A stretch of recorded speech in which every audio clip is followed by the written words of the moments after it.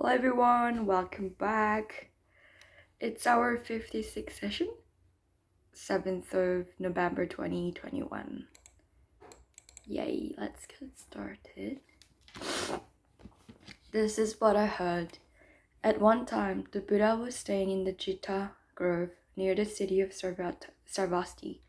With him, there was a community of 1,250 venerable monks and devoted disciples.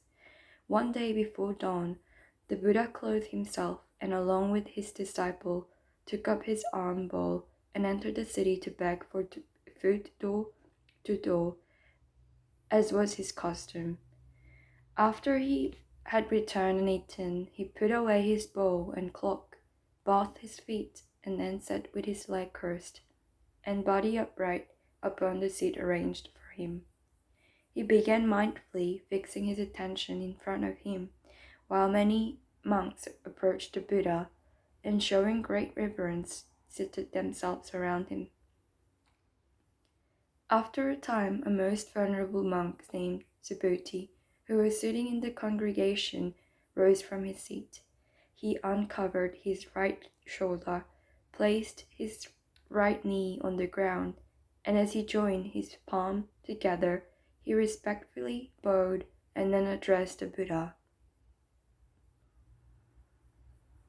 Most honored one, it is truly majestic how much knowledge and wisdom your monks and disciples have given through your most inspired teaching. It is remarkable that you look after our welfare so selfishly and so completely. Most honored one, I have a question to ask you. If the son and daughter of good families want to develop the highest, most fulfilled, and awakened mind, if they wish to attain the highest perfect wisdom, what should they do to help quit their drifting mind and help subdue their craving thoughts? The Buddha then replied, So it is as you say, Subhuti. Monk and disciples have been favored with the highest favor by the Buddha. The monks and disciples has been instructed with the highest instruction by the Buddha. The Buddha is constantly mindful of the welfare of his followers. Listen carefully with your full attention, and I will speak to your question.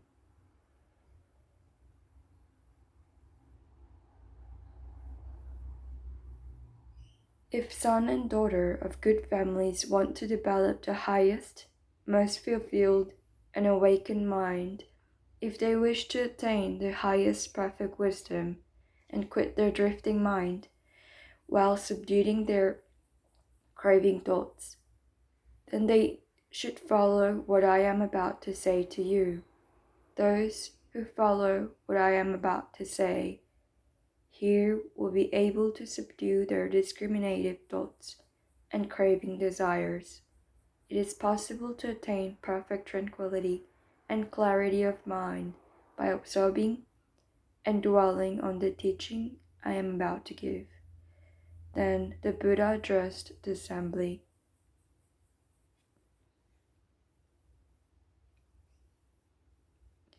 All living beings, whether born from eggs, from the womb, from the moisture, or spontaneously, whether they have form or do not have form, whether they are aware or unaware, whether they are aware and not unaware, all living beings will eventually be led by me to the final nirvana, the final ending of cycle of birth and death. And when this unfathomable, infinite number of living beings have been all liberated, in truth, not even a single being has actually been liberated. Why, Subhuti? Because if a disciple still cling to the arbitrary illusion of form or phenomena such as an ego, a personality, a self, a separate person, or a universal self existing eternally, then that person is not an authentic disciple. Furthermore, Subhuti, in the practice of compassion and charity, a disciple should be detached. That is to say, he should practice compassion and charity without regards to appearance, without regards to form, without regards to sound, smell, taste, touch, or even quality of any kind.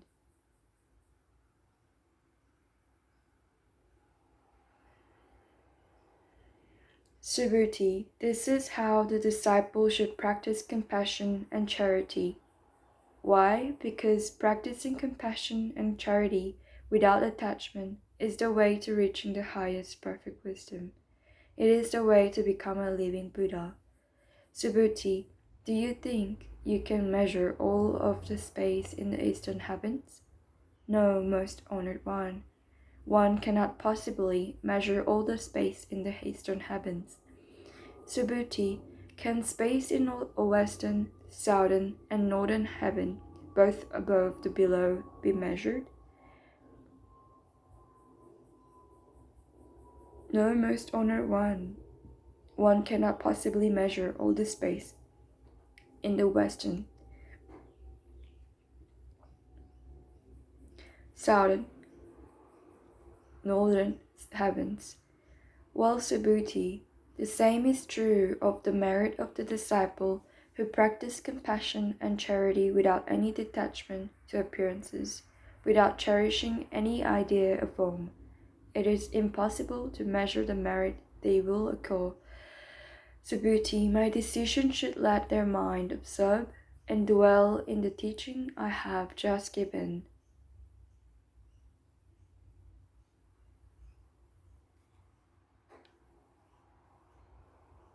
Subhuti, what do you think? Can the Buddha be realized by means of bodily form? No, most honored one, the Buddha cannot be recognized by means of his bodily form. Why? Because when the Buddha speaks of bodily form, it is not a real form, but only an illusion. The Buddha then spoke to Subhuti. All that has a form is elusive and unreal. When you see that all forms are elusive and unreal, then you will begin to perceive your true Buddha nature. Subhuti respectfully asked Buddha, Most Honored One, in the future, if a person hears this teaching, even if it is only praise or sentence, is it possible for that person to have a true faith and knowledge of enlightenment awakens in their mind? Without a doubt, Subhuti, even 500 years after enlightenment of this Buddha, there will be some who are virtuous and wise. And while practicing compassion and charity, they will believe in the words and praises of this sutra and will awaken their mind purely. After they come hear these teachings, they will be inspired with belief. This is because when some people hear these words, they will have understood intuitively that these words are the truth. But you must also remember, Subhuti, that such persons have long ago planted the seeds of goodness and merits that lead to this realization. They have planted the seeds of good deeds and charity, not simply because one Buddhist temple or 2 temples or 5, but before hundreds of thousands of Buddhas and temples. So when the person who hears the words and praises of the sutra is ready for it to happen, a pure faith and clarity can awaken within their minds.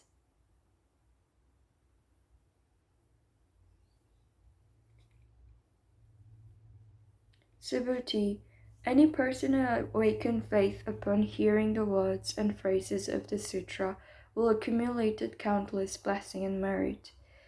How do I know this? Because this person must have discarded all arbitrary notions of existence, of a personal self, of other person, or of a universal self. Otherwise, their minds would still grasp after such relative conceptions. Furthermore, these people must have already discarded all arbitrary notions of the non-existence of a person's self, other people, or a universal self. Otherwise, their mind would still be grasping at such notions. Therefore, anyone who seeks total enlightenment should discard not only all conceptions of their own selfhood, of other selves, or of a universal self, but they should also discard all notions of the non-existence of such concepts. When the Buddha explained these things such as concepts and ideas, people should remember the unreality of all such concepts and ideas.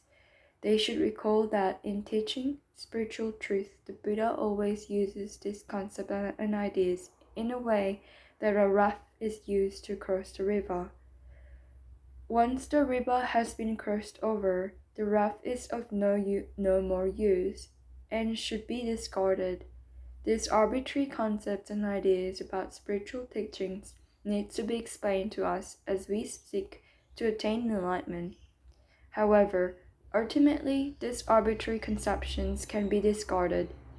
Think Subhuti, isn't it enough more obvious that we should also give up our own conceptions of non-existing things?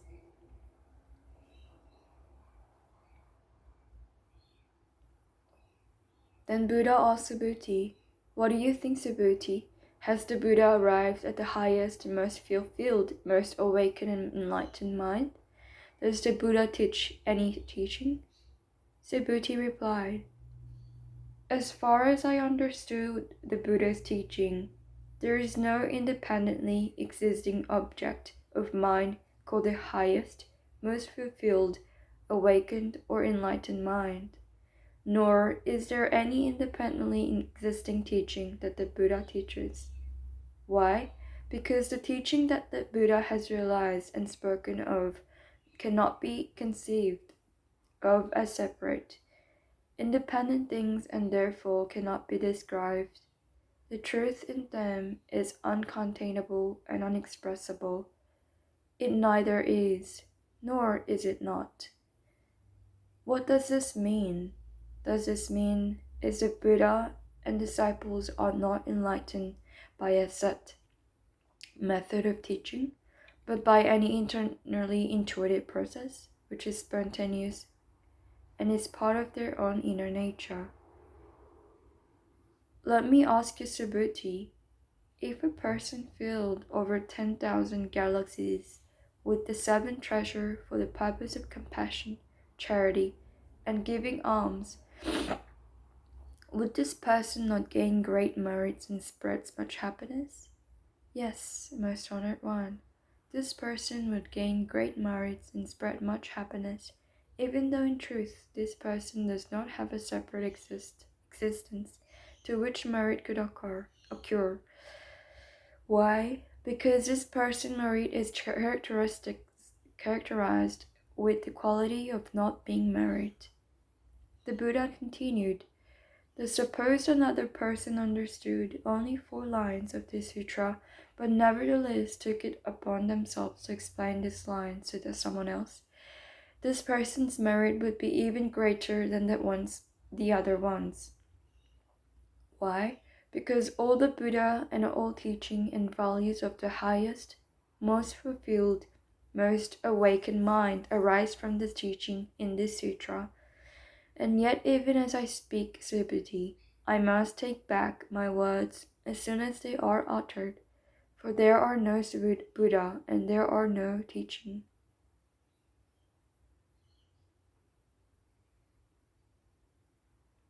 Buddha then asked, what do you think, Subhuti? Does one has entered the stream which flows to enlightenment say, I have entered the stream? No, Buddha.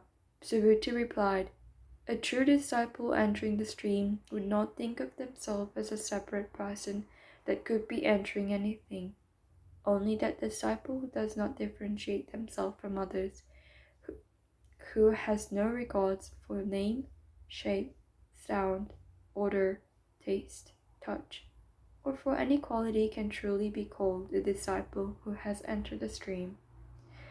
Buddha continued, thus a disciple who is subject to only one more rebirth say to himself, I am entitled to the honor and rewards of one to be reborn? No, blessed one, one to be reborn is only a name. There is no passing away or coming into. existence. Only one who realizes this can really be called a disciple. Subhuti, thus the venerable one who will never more be reborn as a mortal say to himself, I am entitled to honor and rewards of a non-returner? No perfectly enlightened one. A non-returner is merely a name. There is actually no one returning and no one not returning. Tell me, Subhuti, does the Buddha say to himself, I have obtained perfect enlightenment? No, blessed one, there is no such as perfect enlightenment to obtain. If a perfectly enlightened Buddha were to say to himself, I am enlightened, he would be admitting there is an individual person, a separate self, and a personality, and would therefore not be perfectly enlightened Buddha.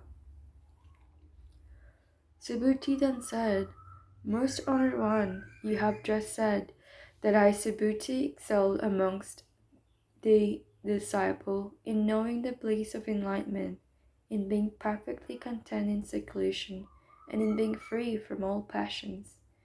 Yet I do not say to myself that I am so, for if I ever thought of myself as such, then it would not be true that I escape ego delusion.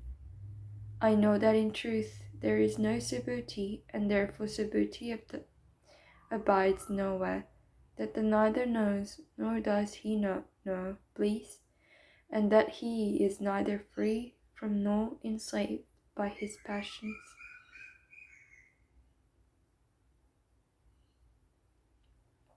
The Buddha then continued, What do you think, Subhuti?